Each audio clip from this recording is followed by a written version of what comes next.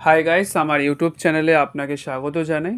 আজকের ইউটিউব চ্যানেলের ভিডিওর মাধ্যমে কিছু নতুন জানবো, কিছু নতুন শিখব। তো আজকের ভিডিওর টপিক থাকবে Israel on Saudi Qatar rail pact.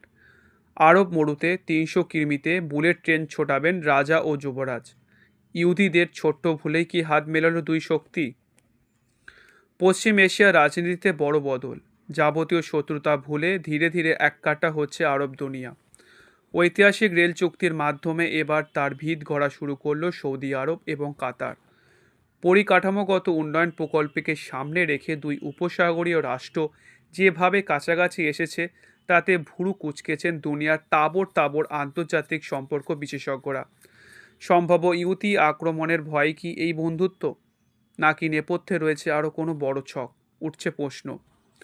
চলতি বছরের 8ই ডিসেম্বর আরবের গণমাধ্যমে প্রকাশিত সরকারি বিবৃতি অনুযায়ী উচ্চগতির বৈদ্যুতিন যাত্রীবাহী ট্রেনে দুই রাজধানীকে জুড়ে ফেলতে চুক্তি করেছে সৌদি ও কাতার। প্রস্তাবিত প্রকল্পে রিয়াদ থেকে দোয়ার হামাদ আন্তর্জাতিক বিমানবন্দর পর্যন্ত পাতা হবে 785 কিলোমিটার লম্বা রেল লাইন। শুধু তাই নয়, এর মাধ্যমে দেশের একজোড়া শহরকেও যুক্ত করার স্বপ্ন দেখছেন সৌদির যুবরাজ তথা প্রধানমন্ত্রী মোহাম্মদ বিন সালমান। সেগুলি হল আল হফুক এবং দাম্মাম। দ্য ইউরেশিয়ান টাইমস জানিয়েছেন, প্রস্তাবিত রেললাইন দিয়ে ঘন্টায় 300 কিলোমিটার, যা 186 মাইল বেগে ট্রেন ছোটাতে চান সৌদির যুবরাজ। সেক্ষেত্রে জাপানি বুলেট ট্রেনের স্বাদ পাবে পশ্চিম এশিয়ার দুই আরব মুলুক। এই প্রকল্পের কাজ শেষ হলে মাত্র 2 ঘন্টায় রিয়াদ থেকে দোহায় যাতায়াত করতে পারবেন সেখানকার বাসিন্দারা। বর্তমানে বিমানে ওই দুই রাজধানী শহরে যাতায়াত করতে সময় লাগবে মাত্র 90 মিনিট। তবে সময় সামান্য বাড়লেও খরচ কমতে চলেছে বলে জানা গিয়েছে। সম্প্রতি কাতার সৌদি সমন্বয় কাউন্সিলরে বৈঠকে আয়োজন করে রিয়াদ। সেখানে মোহাম্মদ বিন সালমানের পাশাপাশি হাজির ছিলেন কাতারের আমির তামিম বিন হামাম আল খামি। প্রস্তাবিত রিয়াদ দোহা রেল প্রকল্পে সবুজ সংকেত দেন তারা। পরে এই ইস্যুতে দেওয়া যৌথ বিবৃতিতে বলা হয়, আগামী 6 বছরের মধ্যেই শেষ হবে রেললাইন পাতার কাজ। বাৎসরিক 1 কোটি যাত্রী পরিষেবার লক্ষ্য নিয়ে দুই রাজধানীর মধ্যে উচ্চগতির বৈদ্যুতিন ট্রেন চালু করতে চাইছেন তারা। বিশেষজ্ঞদের দাবি, প্রস্তাবিত রেল প্রকল্পটি পশ্চিম এশিয়ার এই দুই দেশে 30,000-এর বেশি কর্মসংস্থান তৈরি করবে। এর জন্য $3,064 কোটি বরাদ্দ করতে চলেছে রিয়াদ এবং দোহা। তাৎপর্যপূর্ণ বিষয় হলো, মাত্র 4 বছর আগেও সৌদি ও কাতারের মধ্যে সম্পর্ক ছিল আদায় কাজকলায়। কিন্তু সেসব ভুলে দুই উপসাগরীয় প্রতিবেশীর কাছাকাছি আসার নেপথ্যে অবশ্য একাধিক কারণ রয়েছে, যার মধ্যে অন্যতম হল প্যান ইসলামীয় মতবাদ এবং ইসরায়েলি আগ্রাসন। 2017 সালে আরব দুনিয়ার 4টি দেশের সঙ্গে যাবতীয় কূটনৈতিক সম্পর্ক ছিন্ন করেছিল রিয়াদ। ফলে সৌদির সঙ্গে সংযুক্ত আরব আমিরশাহী, বাহারিন, মিশর এবং কাতারের যোগাযোগটাও বন্ধ হয়ে যায়। ওই সময় আকাশ, স্থল এবং সমুদ্র বন্দর ব্যবহার দোহার উপর নিষেধাজ্ঞা চাপায় সালমান সরকার। জ্বালানি সমৃদ্ধ আরব দেশটির রপ্তানি বাণিজ্যের উপরও এর সরাসরি প্রভাব পড়েছিল। খনিজ তেল এবং প্রাকৃতিক গ্যাস সরবরাহ করতে লম্বা রাস্তার বিমান এবং সামুদ্রিক রাস্তা নিতে হয় কাতারকে। সৌদির কড়া পদক্ষেপে দোহার রপ্তানি বাণিজ্যিক খরচ লাফিয়ে বাড়ছিল। ফলে সমস্যা মিটিয়ে দিতে দ্রুত রিয়াদের সঙ্গে যোগাযোগ করে কাতার প্রশাসন। প্রতিবেশীকে বাগে পেয়ে 13 দফা দাবি পূরণের শর্ত দেন আরব যুবরাজ সালমান। বিশ্লেষকদের কথায় যা ছিল প্রকৃতপক্ষে নিঃশর্ত আত্মসমর্পণের সামিল। স্বাভাবিকভাবেই দোহা সেটা মেনে নেয়নি। ফলে সংশ্লিষ্ট নিষেধাজ্ঞাকে কেন্দ্র করে দুতরফে চড়তে থাকে পারদ। 13 দফা শর্তের মধ্যেই প্রথমেই ছিল কাতার ভিত্তিক গণমাধ্যম আল জাজিরার কথা, যাকে সম্পূর্ণভাবে বন্ধ করার দাবি তোলে সৌদি প্রশাসন। পাশাপাশি দোহাকে মুসলিম ব্রাদারহুড নামের কট্টরপন্থী সুন্নি ইসলামী সংগঠনের সঙ্গে যাবতীয় সম্পর্ক ছিন্ন করতে বলে রিয়াদ। সালমান সরকারের অভিযোগ, পশ্চিম এশিয়ার একাধিক দেশে আরব বসন্তের নামে উগ্রপন্থী আন্দোলনকে প্রত্যক্ষভাবে সমর্থন করছে তারা। পাশাপাশি সংবাদ মাধ্যম ও সাথে সন্ত্রাসবাদকেও মদদ দিচ্ছে ওই সংগঠন। 1928 সালে মিশরে জন্ম হওয়া মুসলিম ব্রাদারহুডকে নিয়ে পশ্চিম এশিয়ায় কম জটিলতা তৈরি হয়নি। বর্তমানে বেশ কিছু আরব এবং মুসলিম দেশে নিষিদ্ধ এই সংগঠন। সৌদির অভিযোগ, এখানেও মুসলিম ব্রাদারহুডকে লাগাতার আর্থিক সহায়তা জুগিয়ে যাচ্ছে কাতার, আর তাদের মতাদর্শ প্রচারের জন্য আল জাজিরা গণমাধ্যমটিকে যথেচ্ছভাবে ব্যবহার করছে দোহা। ফলে রিয়াদের সঙ্গে বন্ধুত্বপূর্ণ আরব দেশগুলির সম্পর্ক খারাপ হয়েছে। আন্তর্জাতিক আঙ্গিনায় ক্ষতিগ্রস্ত হয়েছে তাদের ভাবমূর্তিও। এছাড়া 2017 সালে কাতারের বিরুদ্ধে পর্দার আড়ালে থেকে সিরিয়ার উগ্রপন্থী ইসলামীয় বিদ্রোহী গোষ্ঠী আল নুসরা ফ্রন্টকে সমর্থন এবং আর্থিক সাহায্য দেওয়ার মতো বিস্ফোরক অভিযোগ তোলে সৌদি সরকার।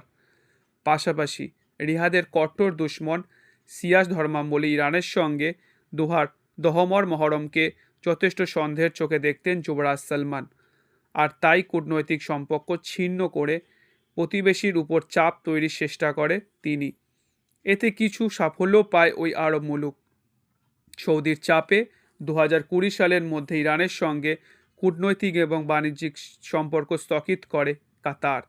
পাশাপাশি আল নুসরা ফ্রন্টকে আর্থিক সাহায্য দেওয়া বন্ধ করে দোহা।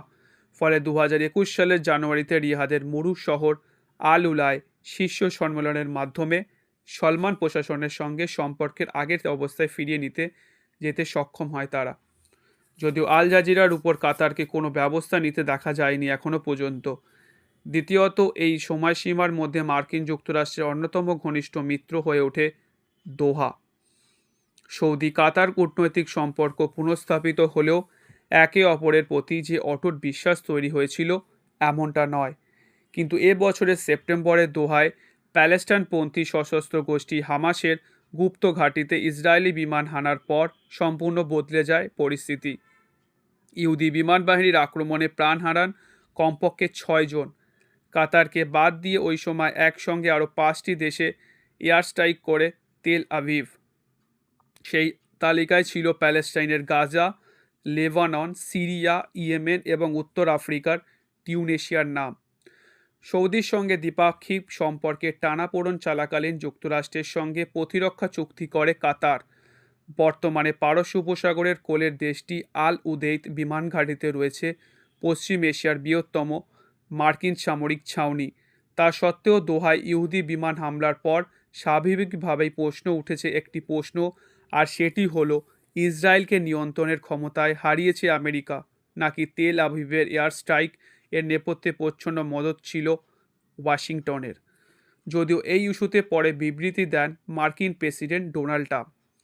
যুক্তরাষ্ট্রের প্রেসিডেন্টের যুক্তি ছিল, হামলার বিষয়টি জানার সঙ্গে সঙ্গেই তা দোহাকে জানানো হয়েছিল, কিন্তু নানান কারণে সেটা ঠকানো বা সম্ভব হয়নি। ট্রাম্পের এই বিবৃতিতে চিড়ে সেভাবে ভেজেনি। তড়িঘড়ি রুশ সফর করেন কাতারের বিদেশমন্ত্রী। আরব দেশগুলির মধ্যে ততক্ষণে একটি বিষয় পরিষ্কার হয়ে গিয়েছে, প্রয়োজনে যে কোনো রাষ্ট্রে ঢুকে হামলা চালাবে ইসরায়েল।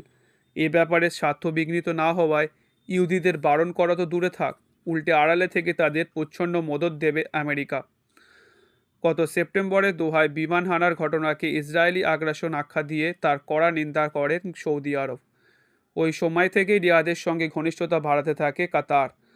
বিশেষজ্ঞদের একাংশের দাবি, প্রতিবেশীর সঙ্গে সম্পর্ক মজবুত করার জন্য মধ্যে দিয়ে ইসলামী দুনিয়ার বেতাজ বাদশাহ হয়ে ওঠার স্বপ্নও রয়েছে যুবরাজ সালমানের। এতদিন সেখানে অন্যতম বড় বাধার নাম ছিল তেহরান। গত জুনে 12 দিনের ইরান ইসরায়েলের যুদ্ধে সেই সমস্যাও কেটে গিয়েছে বলে মনে করেছে বিশেষজ্ঞ মহল। জুনের লড়াইয়ে ইরানের একাধিক পরমাণু কেন্দ্র এয়ার স্ট্রাইক করে ইহুদি বিমান বাহিনী। সংঘাতের শেষ লগ্নে সেখানে বাংকার বাস্টার বোমা ফেলে মার্কিন বায়ুসেনা। পাশাপাশি বেছে বেছে তেহরানের আণবিক বিজ্ঞানী ও সিয়া ফৌজের শীর্ষ কমান্ডারদের নিকেশ করে ইসরায়েলি গুপ্তচর বাহিনী মোসাদ। ফলে আপাতত সাবেক পারস্য দেশটি পরমাণু হাতিয়ার তৈরি করতে পারবে বলে মনে করছে না কেউই, যা ইসলামী দুনিয়ার প্রভাব বৃদ্ধিতে যথেষ্ট ইতিবাচক ভূমিকা নিয়েছে বলে বলা যেতে পারে। ইরানের শক্তি হ্রাস হতে না হতেই পাকিস্তানের সঙ্গে কৌশলগত পারস্পরিক প্রতিরক্ষা চুক্তি সেরে ফেলল সৌদি আরব। সংশ্লিষ্ট সমঝোতায় বলা হয়েছে, এই দুইয়ের মধ্যে কোনো একটি দেশ তৃতীয় কোনো শক্তি দ্বারা আক্রান্ত বা আগ্রাসনের শিকার হলে তাকে উভয় দেশের উপর আঘাত বা যুদ্ধ হিসাবে বিবেচনা করা হবে। ইসলামাবাদের পর কাতারের সঙ্গে রেলপথ বিস্তারের চুক্তিকে তাই যুবরাজ সালমানের মাস্টার স্ট্রোক হিসাবেই দেখছেন আন্তর্জাতিক সম্পর্ক বিশেষজ্ঞদের একাংশ। তবে উল্টো মতও রয়েছে। আগামী দিনে ভারত মধ্যপ্রাচ্য ইউরোপে আর্থিক বারান্দা বা iMac, India middle east Europe economic corridor পরিকল্পনা করেছে G20 সংগঠন। সৌদি আরবের উপর দিয়ে ইসরায়েল হয়ে সেই রাস্তা পৌঁছাবে ইটালিতে। ফলে দোহার সঙ্গে পরিকাঠামো উন্নয়ন প্রকল্পের রাজনৈতিক মানে খোঁজা অর্থহীন বলছেন বিশেষজ্ঞরা। আজকের মতো ভিডিওটি এখানেই। ভিডিওটি ভালো লাগলে অবশ্যই লাইক করবেন, ভিডিওটি ভালো লাগলে অবশ্যই সাবস্ক্রাইব করবেন আমাদের চ্যানেলটিকে। আর খেলার স্পোর্টস আপডেট পেতে আমার টেলিগ্রাম চ্যানেলটিকে অবশ্যই জয়েন করবেন, লিঙ্ক আপনাদের ডেসক্রিপশনের কমেন্ট বক্সে দিয়ে দেওয়া হলো। আর আপনারা ফ্রিতে ডিম্যাট অ্যাকাউন্ট শেয়ার বাজারে খুলতে চাইলে লিঙ্ক আপনাদের ডেসক্রিপশনের কমেন্ট বক্সে দিয়ে দেওয়া হয়েছে। আজকের মতো এখানেই ভিডিওটি। Bye bye.